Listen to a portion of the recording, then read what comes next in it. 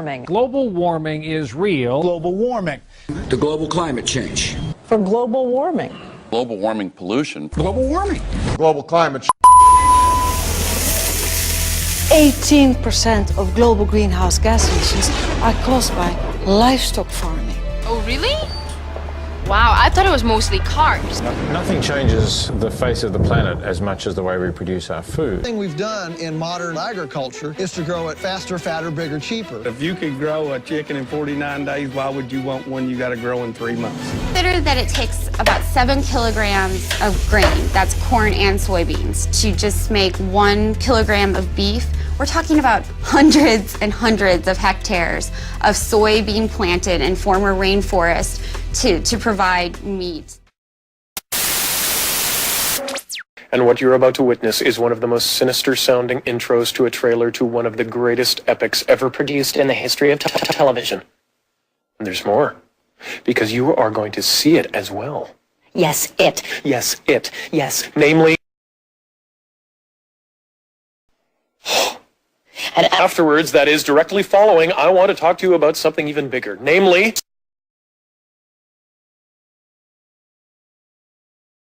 So, Sit back. relax and enjoy my film.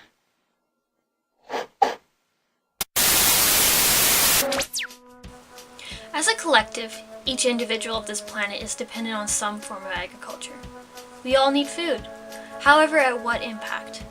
With a growing population and a diminishing arable land supply, food security is a prominent issue. How are we going to feed this population? This is why we need to cultivate resilience. Cultivating resilience is a term I use to describe the ability of regressing from intensive, exploitative, and resource-driven agriculture to the growth of industry that can adapt to the changing ways of humankind and that of the environment.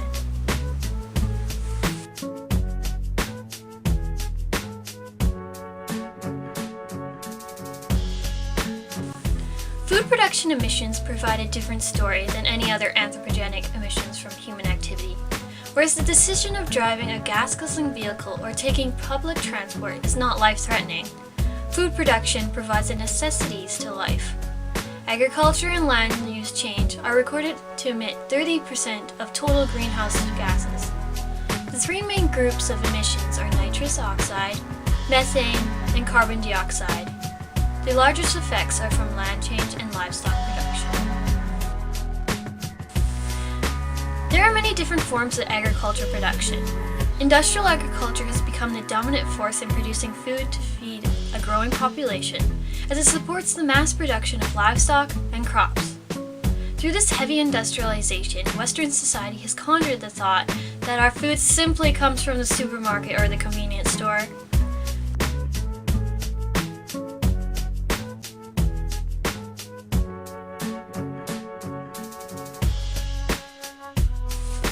Climate change is projected to influence the production of both crops and livestock. Water systems and energy supplies will be affected, and there will be an increase in heat stress, droughts, and floods. Climate change can also lead to higher temperatures, increase in precipitation in some areas, and decrease in others. And it is said that 2 billion people are reliant on a meat-based diet.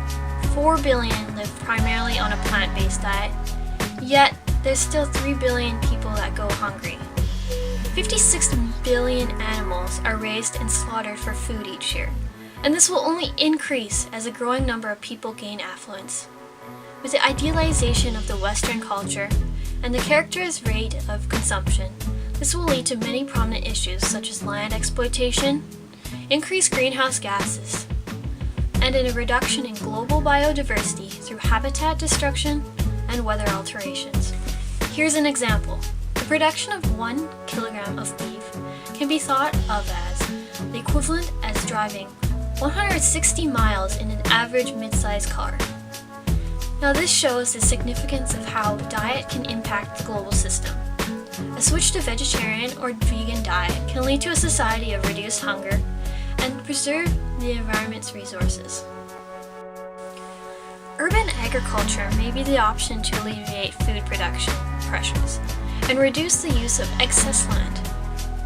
The populations of urban areas are increasing, and with the growth of urban agriculture, this can reduce local food security, decrease the food miles of products, and promote a more plant-based diet. I think for the way the world is going right now, we just need to grow more food. 80% of the people in the United States now live in cities. They have to be fed. Since cities first began 12,000 years ago, there's always been agriculture practiced in cities. Anyone, anywhere should be able to grow and provide food for their community. Response to climate change can be dealt in two main ways: adaptive measures and mitigation measures. Strategies to reduce greenhouse gas emissions from agriculture are limiting expansion, increasing carbon sequestration, improving technology for machines and fertilizers, increasing water use efficiency, amending animal feed, reducing food waste, and most importantly, a shift in human diet. The road I was on was littered with many clues. I didn't recognize the signs, I couldn't read them. It was a foreign language, so if you were speaking, I heard the sound, but couldn't interpret the signal, cause my ears were not trained to understand the pitfalls that many talked of. I thought I understood, but I was undermining my understanding. Crash landing, barely standing. Chaos overrules and overthrows careful planning. So much demanding, all of me, every day. All I see is someone or something that needs me, but I got needs too. It's funny cause I don't even know what they are, but when I find them, I'll probably keep searching for more, instead of being thankful for what's provided. So resurrect me. Oh, won't you resurrect me? Cause I think I'm dead, and if not, I'm dying. Bring me back to life. So resurrect me. Oh, won't you resurrect me? Cause I think I'm dead, and if not, I'm dying. Bring me back to life. The passion that burned is gone. The laughing just hasn't happened, it's all gone. If you ever looked at me and thought I was strong, sorry to say. Through promoting new types of agriculture, such as urban farming, which provides a local access and availability to plant-based products, and that can be considered as both an adaptive and mitigation measure, consumers can unknowingly reduce their carbon footprint. By cultivating resilience, society is ultimately following a path that reduces their impact and that nurses their environment back to health. Resilience encapsulates sustainability, but is not subject to adequate human consumption. It is dependent on environmental stability and health. Food production is a function to climate change. However, its impact is one that can be changed at the individual level.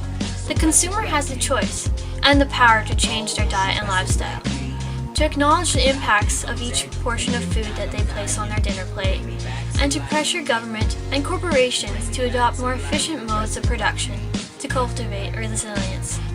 Food production is a necessity to life. However, we hold the strength to eliminate our dependence on intensive, inhumane, and inefficient practices.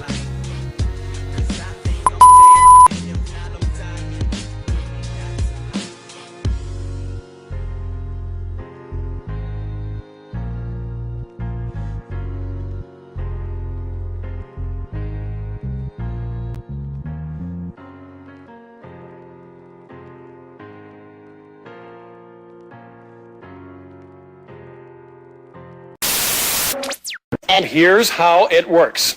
I'm going to ask you 4 questions about the film you've just seen. 4 questions. They're not difficult, but being able to count to 4 helps. Ready?